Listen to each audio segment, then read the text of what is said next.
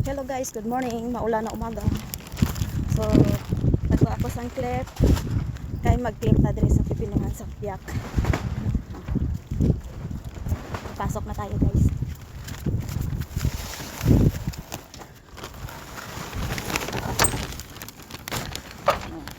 Ganyan nakalaki yung mga pipino dito sa kabila. 3 weeks pa lang yan. So 3 weeks pa lang yan simula yung tinanim. Malalaki na. So ang gagawin ko ay clip lang ng pipino hanggang 9:30. Pag mamaya mag-harvest na naman ako doon sa kabila.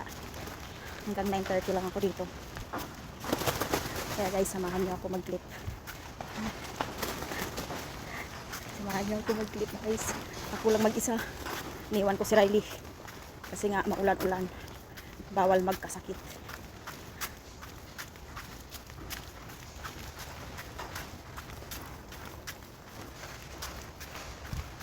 So guys, sasamahan niyo ako guys mag-clip.